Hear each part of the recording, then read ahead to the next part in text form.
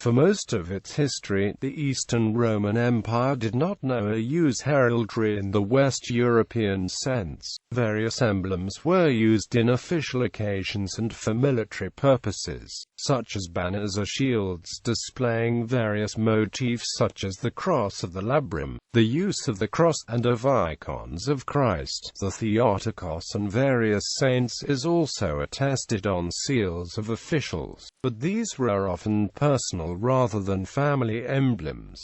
Imperial insignia. Eagles. The single-headed Roman imperial eagle continued to be used in Byzantium, although far more rarely. Thus, eagle-bearers, descendants of the aquilifers of the Roman legions, are still attested in the 6th century military manual known as the Strategikon of Morris, although it is unknown whether the standards they carried bore any resemblance to the legionary aquilae. On coins, the eagle ceases to appear after the early 7th century, but it is still occasionally found on seals of officials and on stone reliefs. In the last centuries of the empire, it is recorded as being sewn on imperial garments, and shown in illuminated manuscripts as decorating the cushions on which the emperors stood. The emblem mostly associated with the Byzantine Empire, however, is the double-headed eagle. It is not of Byzantine invention, but a traditional Anatolian motif dating to Hittite times, and the Byzantines themselves only used it in the last centuries of the empire. The adoption of the double-headed eagle has sometimes been dated to the mid-11th century, when the Komnenoi supposedly adopted it from Hittite rock carvings in the native Paphlagonia. This, however, is clearly erroneous, although as a decorative motif the double-headed eagle begins to appear in Byzantine art during the 11th century. It is not securely attested in connection with the emperor and his family until well into the 13th century, under the Palaeologan emperors. Prior to that, in the late 12th and throughout the 13th century, the eagle was used in northern Syria and upper Mesopotamia. The Artuakid sultans of Amida used it as their insignia. The coins of the Zengid dynasty sported it, and Saladin and the Seljuk Sultan Kigubad I likewise used it as a decorative motif in the buildings. The Palaeologan emperors used the double-headed eagle as a symbol of the senior members of the imperial family. It was mostly used on clothes and other accoutrements, such as the boots of Constantine the 11th Palaiologos, the last Byzantine emperor, recorded by George Spronses.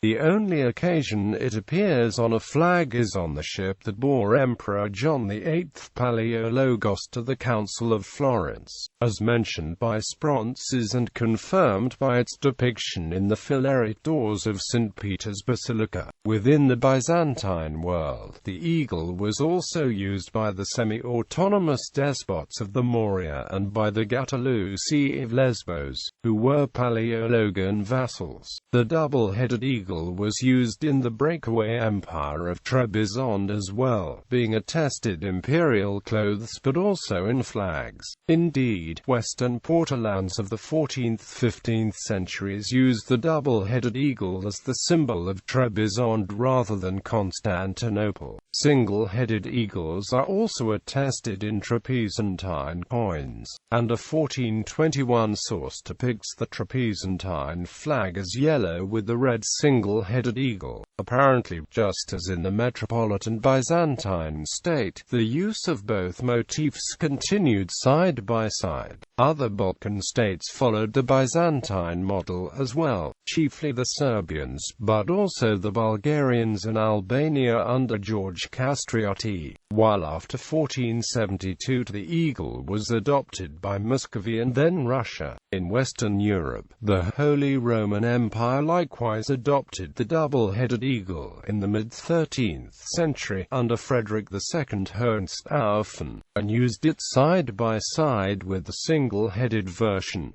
Tetragram Across.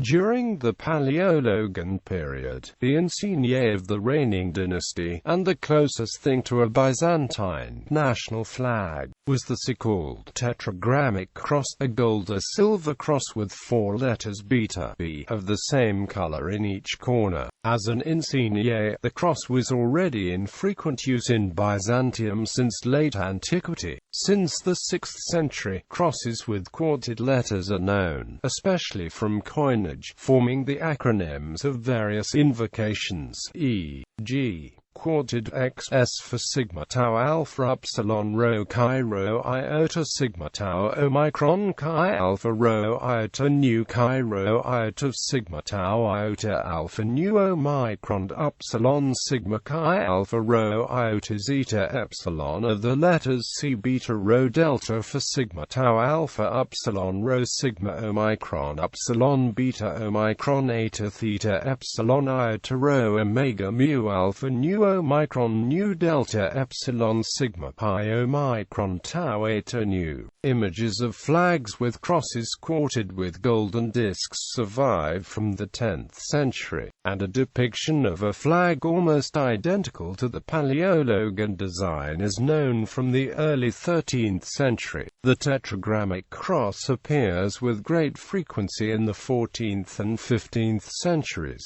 It appears on Byzantine coins during the joint rule of Andronicus II Palaeologos and his son Michael IX Palaeologos, on several western portolans to designate Constantinople and other Byzantine cities, above one of the windows of the palace of the Porphyrogenitus, and is mentioned by the mid-14th century writer Theotokos as the customary imperial banner. On coins, the BS were often accompanied by circles or stars up to the end of the empire, while Western sources sometimes depict the Byzantine flag as a simple gold cross on red, without the BS. The symbol was also adopted by Byzantine vassals, like the Gattilusi who ruled Lesbos after 1355, or the Latin lords of Rhodes Fignolo di Ivagnoli and Falx de Villaret.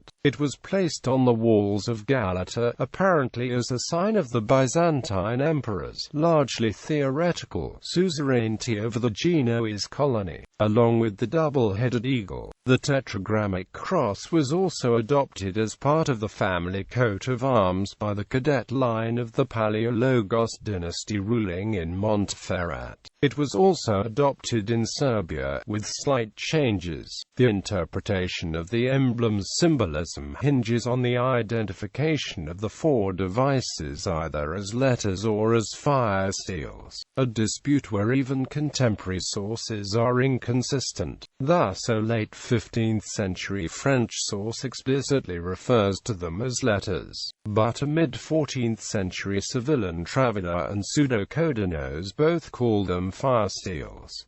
Nevertheless, as P.H. Grierson points out, the use of letters by the Greeks as symbols was a long-established practice, and their identifications as fire seals probably reflects Western influence. The 2 traditional readings of the 4 BS, beta alpha sigma iota lambda epsilon sigma beta alpha sigma iota lambda epsilon omega nu beta alpha sigma iota lambda epsilon omega nu beta alpha sigma iota lambda epsilon omicron upsilon sigma iota nu and beta alpha sigma iota lambda epsilon sigma beta alpha sigma iota lambda epsilon omega nu beta alpha sigma iota lambda epsilon omicron nu tau omega nu beta alpha sigma iota lambda epsilon iota were demonstrated by the Greek archaeologist and numismatist Ioannis Vorones to be later interpretations by the 17th century historian Marcus Volson de la Columbia.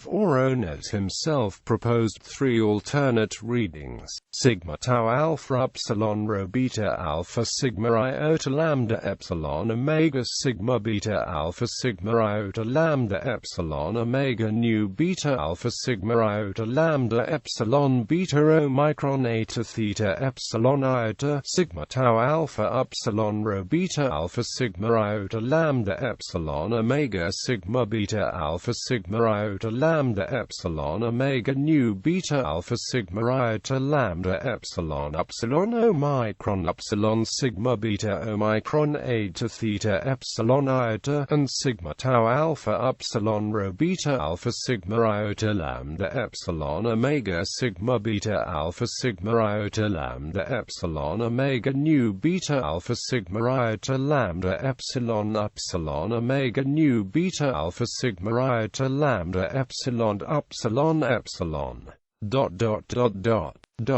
Personal and family insignia. Unlike the Western feudal lords, Byzantine aristocratic families did not, as far as is known, use specific symbols to designate themselves and the followers. Only from the 12th century onwards, when the empire came in increased contact with Westerners because of the Crusades, did heraldry begin to be used among Byzantines. Even then, however, the thaumaturgy was largely derived from the symbols employed in earlier ages, and its use was limited to the major families of the empire. Far more common, both in seals and in decorations, was the use of ciphers or monograms, with the letters of the owner's personal or family name arranged around a cross. Another very Western design could be found on one of the now demolished towers of the seaward walls of Constantinople, which had been restored by Andronikos II Palaiologos r. 1282–1328 and bore that emperor's emblem, a crowned lion rampant holding a sword. The frequent use of the star and crescent moon symbol, which appears on coins, military insignia and, perhaps, as a sometime municipal emblem of the imperial city, appears to be connected to the cult of Hecate Lampadiphorus in Hellenistic era Byzantium. In AD 330, Constantine the Great used this symbol while rededicating Constantinople to the Virgin Mary. It is known that Anna Nataris, daughter of the last megastu of the Byzantine Empire Lucas Nataras, after the fall of Constantinople and her emigration to Italy, made a seal with her coat of arms which included two lions holding above the crescent a cross or a sword. Military flags and insignia. The late Roman army in the late 3rd century continued to use the insignia usual to the Roman legions: the eagle-tipped aquila, the square vexillum, and the imago. In addition, the use of the Draco, adopted from the Dacians, was widespread among cavalry and auxiliary units. Few of them seem to have survived beyond the 4th century, however. The aquila fell out of use with the breaking up of the old legions.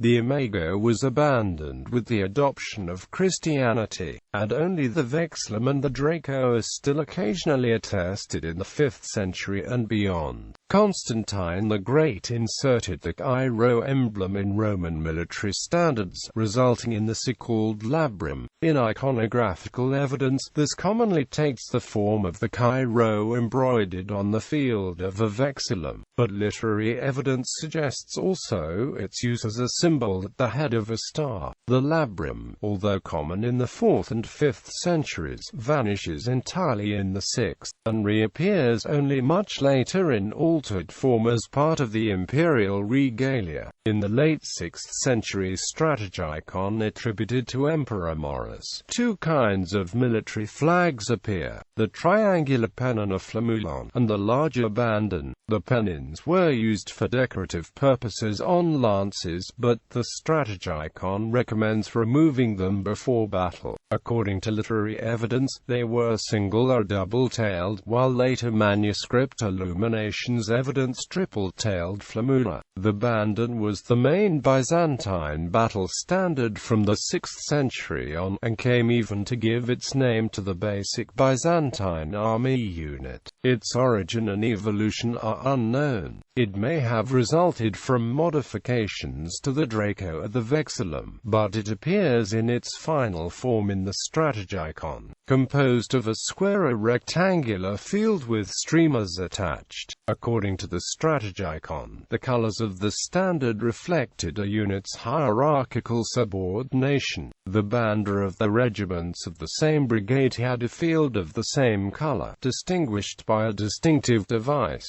and the regiments of the same division of the army had the same color on the streamers. Each Moira and Moros also had their own flag, as well as the army's commanding general. These were on the same pattern but of larger size, and possibly with more streamers. Morris further recommends that the flag of the center Moros, led by the deputy commander, should be more conspicuous than those of the other mir, and that the flag of the commanding general should be the most conspicuous of all. In addition, the strategikon prescribes a separate standard for the baggage train of each Moira. The standards were not only used for distinguishing units, but also as rallying points and for conveying signals to the other formations. In the Byzantine navy, likewise, each ship had its own standard.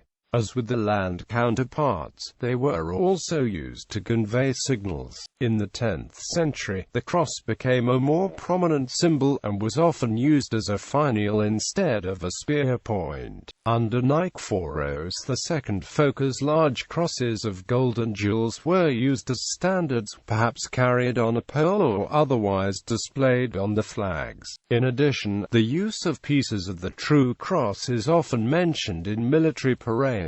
In the late Byzantine period, the writer Pseudo-Codinos records the use of the Paleologan Tetragram Across on the imperial ensign borne by Byzantine naval vessels, while the navy's commander, the Megistou, displayed an image of the emperor on horseback. Ceremonial insignia. From the 6th century until the end of the empire, the Byzantines also used a number of other insignia. They are mostly recorded in ceremonial processions, most notably in the 10th century de ceremoniis, but they may have been carried in battle as well. When not used, they were kept in various churches throughout Constantinople. Among them were the imperial flammula of gold-embroidered silk, and the insignia collectively known as scepters, which were usually symbolical objects on top of a star. A number of them, the so-called Roman scepters, resembled twirled vexilla featuring a hanging cloth. Further insignia of this type included the eutychia, which probably bore some representation of victory. A further group, collectively known as skua, is mentioned in the de ceremoniis, mostly old military standards handed down through the ages. They were the labra, probably a form of the labarum, the campedictoria, descendants of the batons of the late Roman drill masters, a campiductors, the signa, the dracontia and banda. Thetracontia are clearly the descendants of the old Roman Draco, and the term dracon-Arius for a standard bearer survived into the 10th century. It is not certain, however, what the latest standards looked like. According to the description of Nictas Choniates, they still included the windsock that was the Draco's distinctive feature, but this may be a deliberate archaicism. At any rate, the use of the dragon as an image is attested well into the 14th century. Codinos also enumerates various banners and insignia used in imperial processions, one named Archistrategos, another with images of renowned prelates and aid streamers known as octopodion, another in the form of a cross with the images of St. Demetrius, St. Procopius, St. Theodore Tiro and St. Theodore Stratolades, another depicting St. George on horseback, another in the shape of a dragon, and another with the emperor on horseback. A pair of each was carried in processions, while only a single example was taken along on campaign. These in turn were preceded by the dibelion, the emperor's personal ensign, whose name, most likely a mixed Greek-Latin compound meaning double velum, apparently describes a forked pennon, evidently of Western European origin.